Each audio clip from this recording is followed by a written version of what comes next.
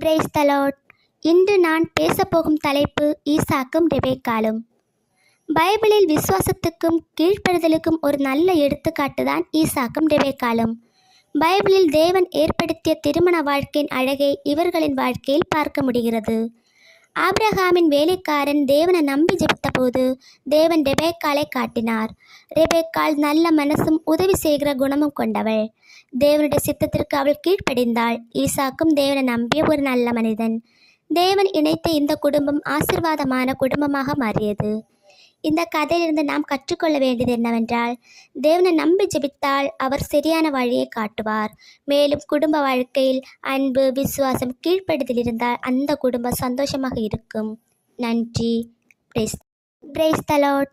இன்று நான் பேசப்போகும் தலைப்பு ஈசாக்கும் ரெபேக்காலும். பைபிளில் விசுவாசத்துக்கும் கீழ்ப்படுதலுக்கும் ஒரு நல்ல எடுத்துக்காட்டு தான் ஈசாக்கும் ரெபேக்காலும். பைபிளில் தேவன் ஏற்படுத்திய திருமண வாழ்க்கையின் அழகை இவர்களின் வாழ்க்கையில் பார்க்க முடிகிறது. ஆபிரகாமின் வேலைக்காரன் தேவனை நம்பி ஜெபித்தபோது தேவன் ரெபேக்காலை காட்டினார். ரெபேக்காள் நல்ல மனசும் உதவி செய்கிற குணமும் கொண்டவள். தேவனுடைய சித்தத்திற்கு அவள் கீழ்ப்படிந்தாள். ஈசாக்கும் தேவனை நம்பிய ஒரு நல்ல மனிதன். தேவன் இணைத்த இந்த குடும்பம் ஆசீர்வாதமான குடும்பமாக மாறியது.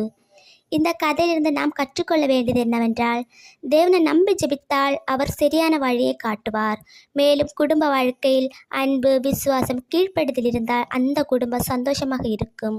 நன்றி. பிரைஸ்